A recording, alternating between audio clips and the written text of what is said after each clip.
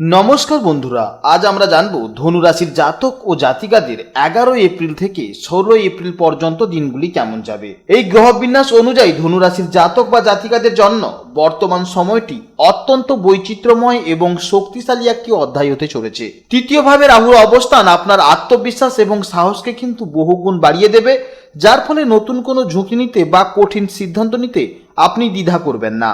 এছাড়া চতুর্থভাবে শনি, বুধ, মঙ্গল এবং রবির 11 এপ্রিল থেকে 13 এপ্রিল পর্যন্ত অবস্থান, এই যে চারটি প্ল্যানেট একসাথে মিলে একটা চতুর্গ্রহী যোগ সৃষ্টি করছে, এর ফলে কিন্তু পারিবারিক পরিবেশ কিছুটা গাম্ভীর্য এবং শৃঙ্খলার দাবি রাখবে। বিশেষ করে আবাসন বা সম্পত্তি সংক্রান্ত বিষয়ে গভীর চিন্তাভাবনা ও ধৈর্যের প্রয়োজন হবে। রবির রাশি পরিবর্তনের সাথে সাথে 14 এপ্রিল থেকে 16 এপ্রিল সময়কালে যখন রবি ও শুক্র পঞ্চমভাবে অবস্থান করবে, তখন কিন্তু আপনার সৃজনশীল প্রতিভা বিকাশের এক চমৎকার সুযোগ তৈরি হবে, যা বুদ্ধিদীপ্ত পরিকল্পনা এবং নতুন সূচনার জন্য আদর্শ হবে। অন্যান্য গ্রহের অবস্থানও আপনার জীবনের ইতিবাচক প্রভাব বিস্তার করবে।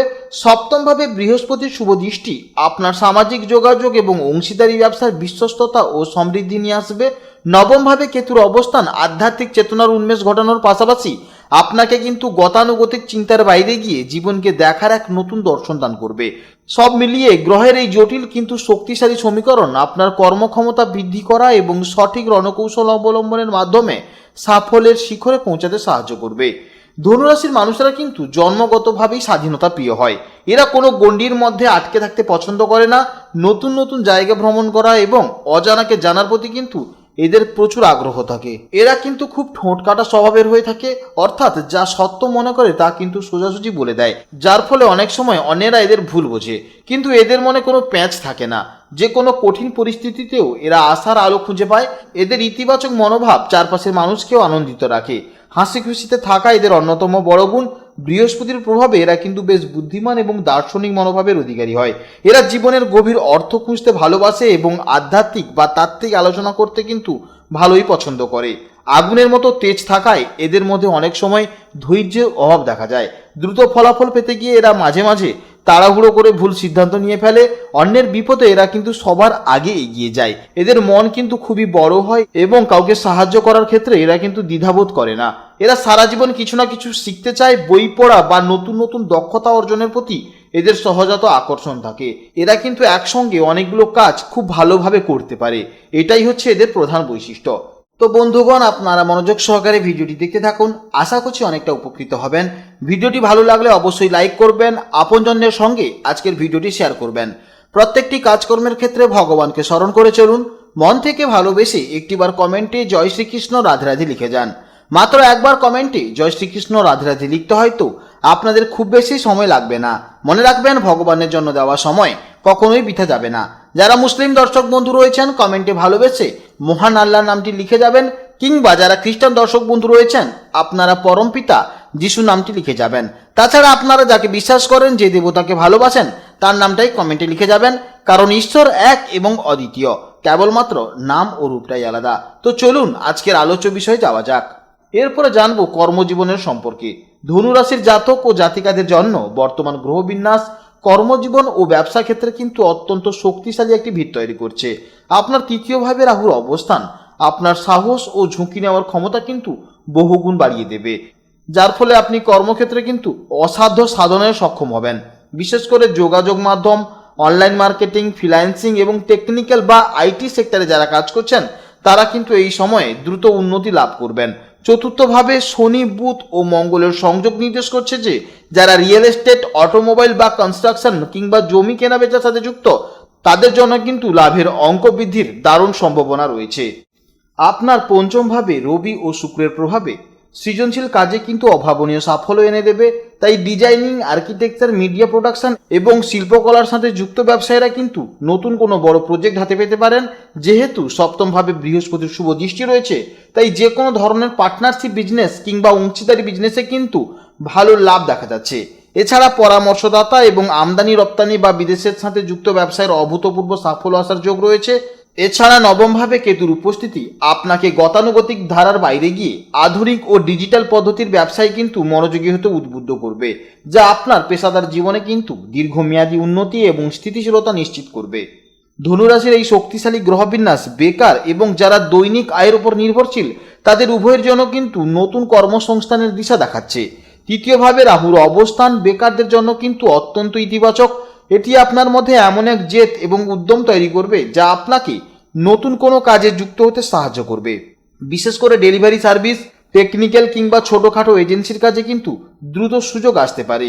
চতুর্থভাবে শনি ও মঙ্গলের প্রভাবে কঠোর পরিশ্রমের যোগ থাকলেও এটি নিশ্চিত করছে যে আপনি যদি হাড় ভাঙা খাটনি করতে প্রস্তুত থাকেন তবে কিন্তু কাজের অভাব হবে না। বিশেষ করে নির্মাণ কাজ বা যান্ত্রিক কোনো পেশায় যুক্ত দৈনিক মজুরি ভিত্তিক কর্মীদের আয়ের ধারাবাহিকতা বজায় থাকবে। যারা দীর্ঘদিন বেকার বসে আছেন তাদের জন্য পঞ্চম ভাবে রবি ও শুক্রের গোচর এবং সপ্তম ভাবে বৃহস্পতির দৃষ্টি অত্যন্ত আশাবাঞ্ছক। এর ফলে কোনো পরিচিত বন্ধু কিংবা আত্মীয় স্বজনের মাধ্যমে কিন্তু কাজের সন্ধান পেতে পারেন। ছোট কোনো ব্যবসা কিংবা হস্তশিল্পের কাজে যুক্ত হয়েও দৈনিক উপার্জনের পথ কিন্তু প্রশস্ত হতে পারে। বৃহস্পতির প্রভাবে আপনার সামাজিক সম্মান বাড়বে, ফলে যারা দিনমজুরি কিংবা ছোট দোকানদার তারা কিন্তু গ্রাহকদের থেকে ভালো ব্যবহার ও সহযোগিতা পাবেন। নবম ভাবের কেতু আপনাকে ধৈর্য ধরার শিক্ষা দিলেও গ্রহের সামগ্রিক অবস্থান বলছে যে অলসতা ত্যাগ করে মাঠে নামলে এই সময় কিন্তু বেকারত্বের অভিশাপ থেকে মুক্তি পাওয়া এবং স্থিতিশীল উপার্জনের পথ কিন্তু খুঁজে পাওয়া সম্ভব হবে। এরপরে জানবো প্রেম ও দাম্পত্য জীবনের সম্পর্কে। ধনু রাশির জাতক ও জাতিকাদের কিন্তু প্রেম ও দাম্পত্য জীবনের ক্ষেত্রে এই গ্রহবিন্যাস কিন্তু বেশ ভারসাম্যপূর্ণ এবং আশাবাঞ্ছক।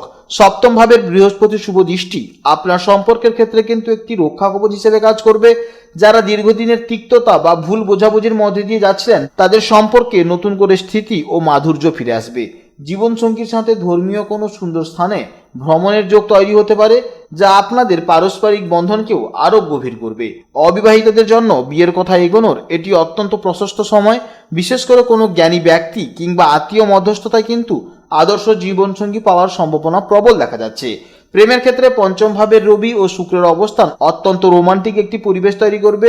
প্রিয় মানুষের সাথে আনন্দদায়ক মুহূর্ত কাটানোর পাশাপাশি একে অপরের প্রতি কিন্তু আকর্ষণ বৃদ্ধি পাবে।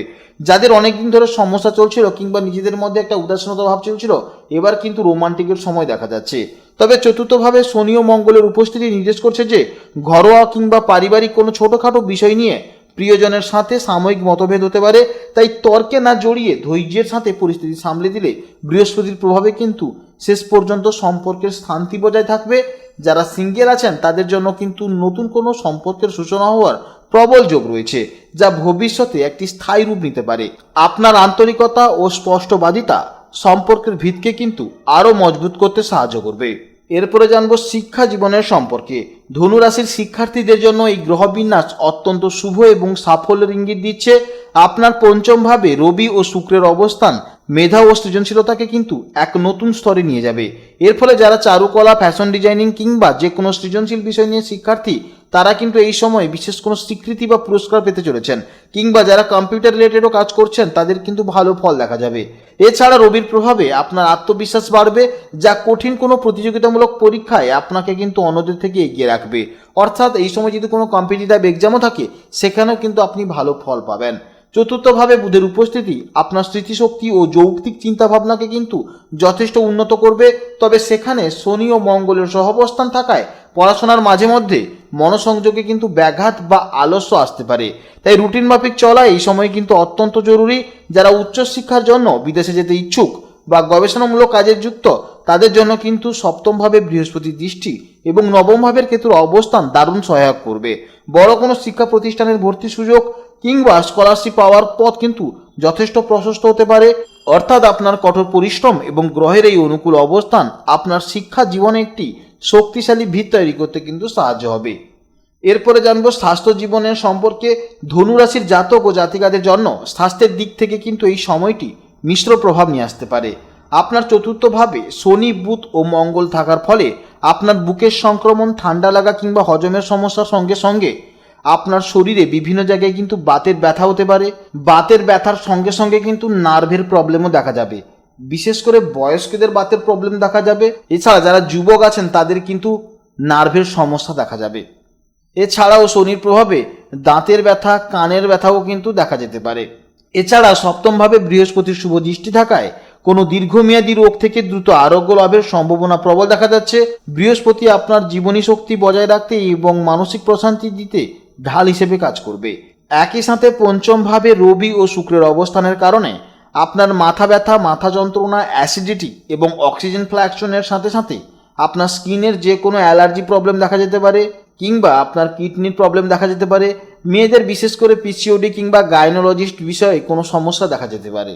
এছাড়া বিভিন্ন গ্রহগতির ফলে মাঝে মধ্যে কিন্তু একঘেয়েমি বা অহেতুক দুশ্চিন্তা দেখা দিবে, স্নায়বিক দুর্বলতা অনুভব করতে পারেন। তাই নিয়মিত প্রাণায়াম বা সকালের হালকা ব্যায়াম আপনার জন্য কিন্তু অত্যন্ত ফলদায়ক হবে। সব মিলিয়ে গ্রহের এই সমীকরণ বলছে আপনি যদি অনিয়ম এড়িয়ে চলেন এবং নিজের খাদ্যাভ্যাসে কিছুটা নিয়ন্ত্রণ আনেন, তবে কিন্তু বড় কোনো শারীরিক বিপত্তি ছাড়াই এই সময়টি আপনি পার করতে পারবেন। আপনারা ভালো থাকুন, সাবধানে থাকুন, সুস্থ থাকুন।